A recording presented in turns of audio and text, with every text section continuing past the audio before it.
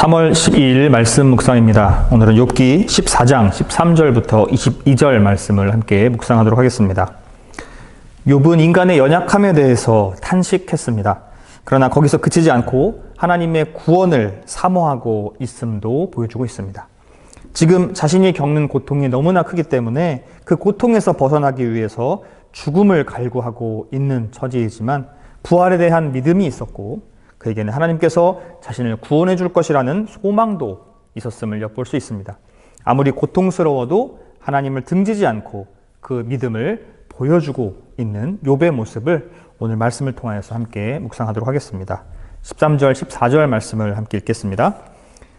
주는 나를 스올에 감추시며 주의 진노를 돌이키실 때까지 나를 숨기시고 나를 위하여 규례를 정하시고 나를 기억하옵소서. 장정이라도 죽으면 어찌 다시 살리이까? 나는 나의 모든 고난의 날 동안을 참으면서 풀려나기를 기다리게 했나이다. 욥은 사람의 인생은 짧고 죽으면 다시는 살 수 없다는 것을 말하고 있습니다. 그리고 자신의 고통을 죽음으로 인해서 피하고 싶어 했습니다. 얼마나 고통스러웠으면 그 고통을 피하기 위하여서 죽음밖에 생각할 수 없었을까요? 그런데 욥은 죽음에서 끝나는 것이 아니라 하나님께서 자신을 부활시켜 주실 것이라는 소망도 가지고 있었습니다. 하나님께서 자신이 스올에 있는 기한을 정하시고 그를 다시 살리실 것이라면 인내로 견딜 수 있다고 말하고 있습니다. 그곳에서 풀려나기를 기다릴 수 있다. 기다리겠다. 이렇게 말하고 있습니다. 15절입니다. 주께서는 나를 부르시겠고 나는 대답하겠나이다. 주께서는 주의 손으로 지으신 것을 기다리시겠나이다. 욥은 자신이 비록 고통을 피하여 스올 음부에 가 있을지라도 하나님께서는 자신을 기억하셔서 하나님의 때가 되면 그때에 그곳에서 벗어나게 하실 것이라는 믿음을 갖고 있었습니다. 그리고 자신은 그 하나님의 계획에 순종할 것이라고 표현하고 있죠. 16절, 17절입니다. 그러하온데 이제 주께서 나의 걸음을 세시오니 나의 죄를 감찰하지 아니하시나이까? 주는 내 허물을 주머니에 봉하시고 내 죄악을 싸매시나이다. 그러하온데, 그런데 욥은 하나님께서 그가 고통받도록 정해진 기간까지 음부에 숨기셨다가 훗날에 다시 음부에서 구원해 주시기를 소망하고 있습니다. 그렇지만 하나님은 계속해서 그의 죄를 살피시고 있고 징계하시고 있습니다. 욥 자신에게 소망을 잃게 하고 계시고 자신을 어렵게 만들고 있습니다. 다시 말해서 하나님께서는 자신을 너무 과하게 대하고 있다는 것이죠. 본인이 죄를 지은 것에 대해서 그 대가를 받으면 괜찮지만 본인이 지은 죄, 그 대가보다는 훨씬 더 큰 과한 처사를 당하고 있다. 이렇게 생각하고 있는 것입니다. 18절, 19절입니다. 무너지는 산은 반드시 흩어지고 바위는 그 자리에서 옮겨가고 물은 돌을 닳게 하고 넘치는 물은 땅의 티끌을 씻어버리나이다. 이와 같이 주께서는 사람의 희망을 끊으시나이다. 계속해서 욥은 하나님으로 인해서 자신의 소망이 끊어졌다고 이야기하고 있습니다.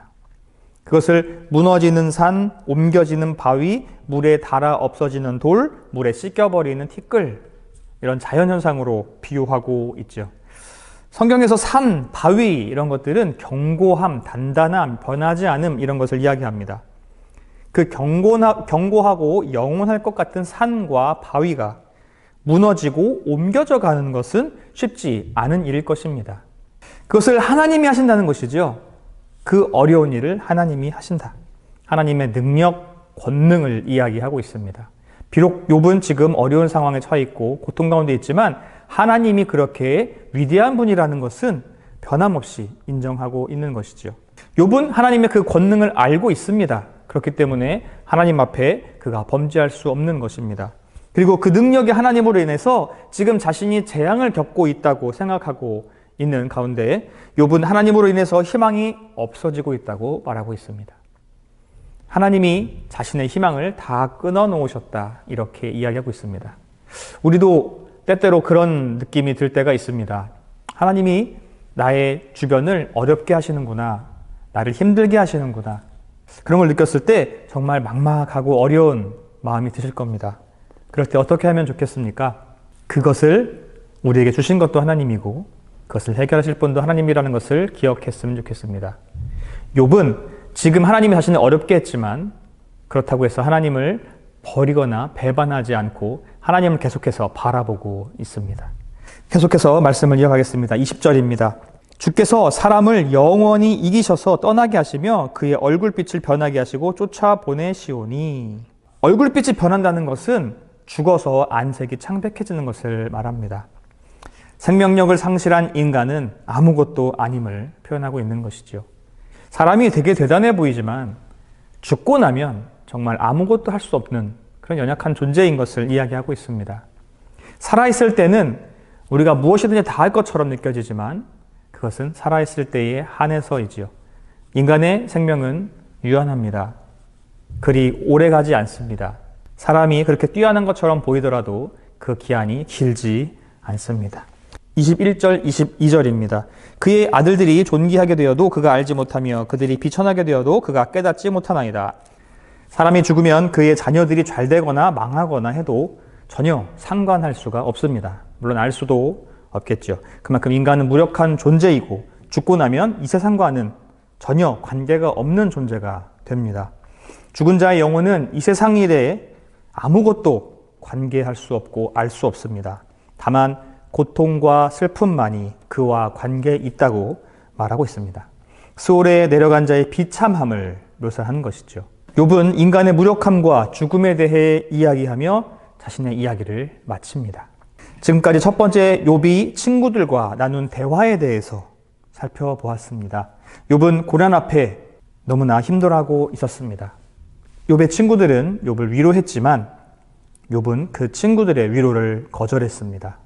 친구들은 욥에게 무언가 도움이 되고자 자꾸 이야기를 했지만 욥에게는 전혀 도움이 되지 않았고 오히려 그의 마음 가운데에 더 아픔만 남기는 말들이 되었습니다. 하나님의 권능 앞에 욥은 희망을 가질 수 없는 상황이 되었습니다. 도무지 어떤 것도 할 수 없고 나약한 모습만 보게 되었죠. 절망 속에서 오로지 그가 할 수 있는 것은 죽음만을 기다리는 그것밖에 할 수 없었습니다. 인간과는 반대로 능력의 하나님을 우리는 보게 됩니다. 욥도 이런 상황에서 그러한 하나님을 바라볼 수밖에 없었습니다. 그 능력의 하나님을 의지하게 되고 그 하나님께서 나를 구원해 주실 것을 기대하게 됩니다.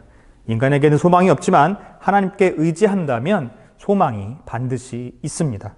앞이 보이지 않는 희망 없는 상황이 나의 약함을 인정하고 하나님의 강함을 볼 수 있는 때입니다.